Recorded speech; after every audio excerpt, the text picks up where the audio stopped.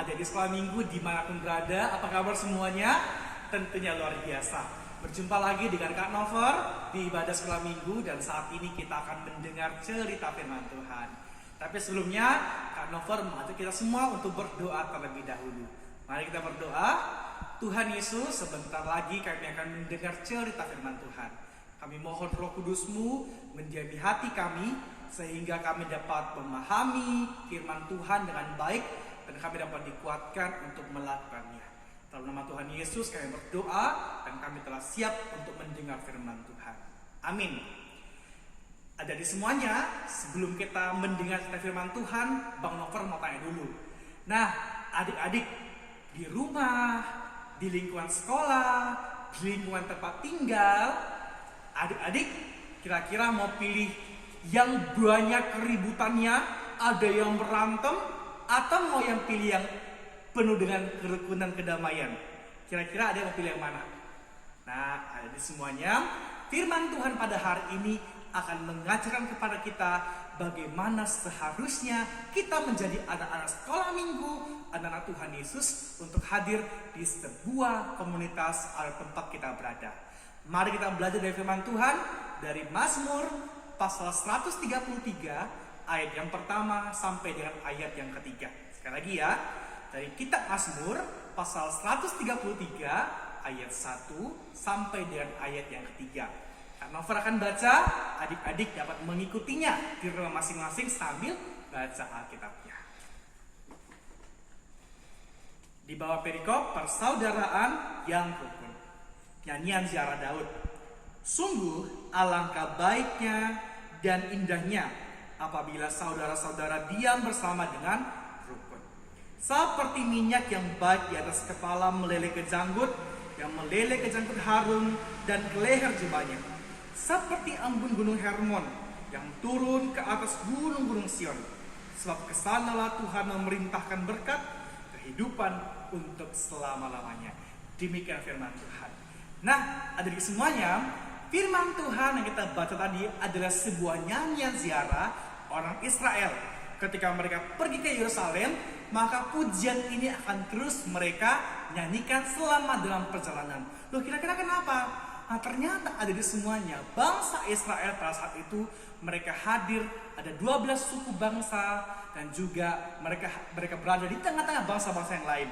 Oleh karena itu, firman Tuhan mengatakan kepada mereka lewat pujian mereka bahwa mereka di mana tempat mereka tinggal dan diam, mereka harus membawa kerukunan. Mereka harus membawa damai sejahtera. Untuk apa? Supaya di tengah-tengah tempat mereka berada, orang-orang mereka dapat menjadi berkat, bahkan orang-orang di sekitar mereka dapat mengenal Tuhan Allah yang mereka percayai.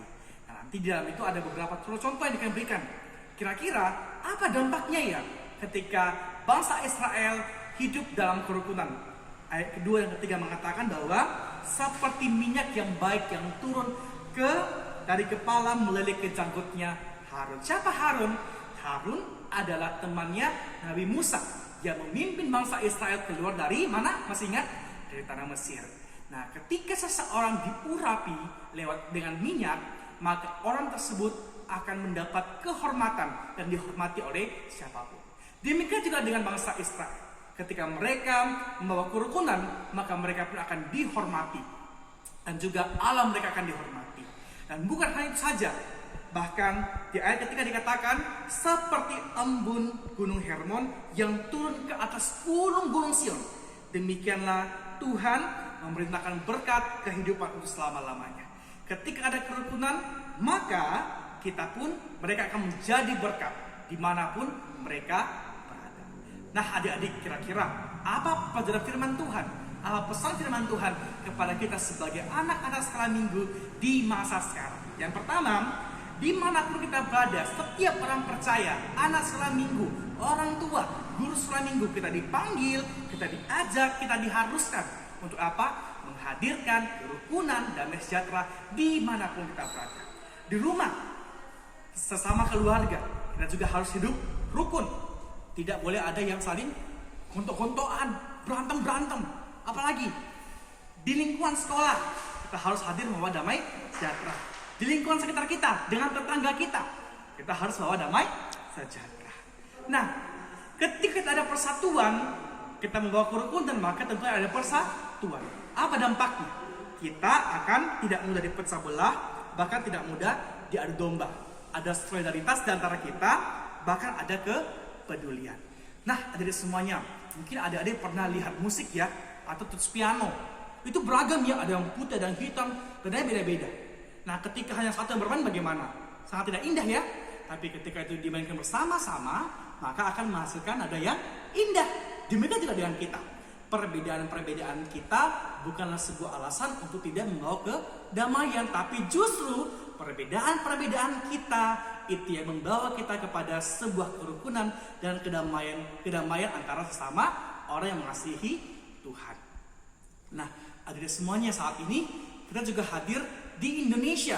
Indonesia sangat kaya dengan suku bangsa, bahkan agama yang beragam.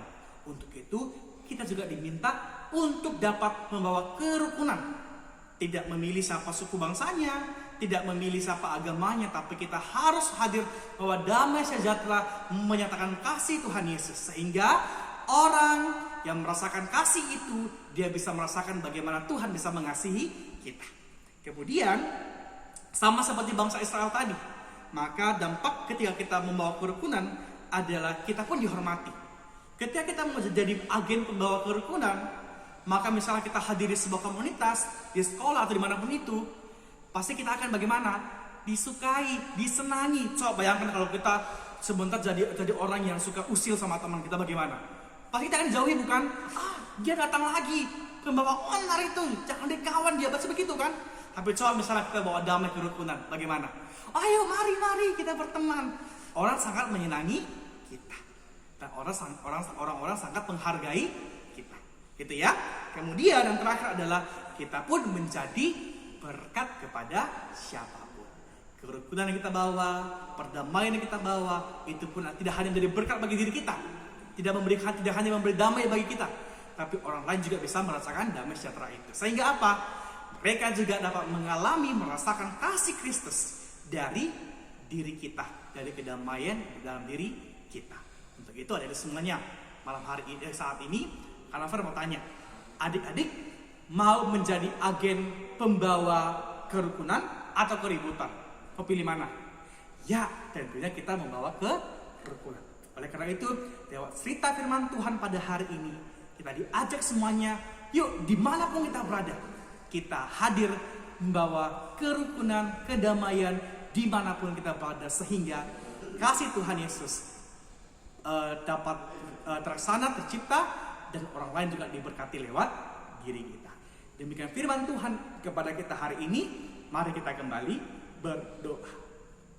Tuhan Yesus, terima kasih firman-Mu pada hari ini yang mengingatkan setiap kami agar kami menjadi anak-anak Tuhan Yesus yang membawa kerukunan, membawa kedamaian dimanapun kami berada, sehingga berkat dari Tuhan kehidupan akan dirasakan lewat kehidupan kami, dan hidup kami menjadi agen pembawa perubahan, agen pembawa damai sejahtera dalam Kristus Yesus.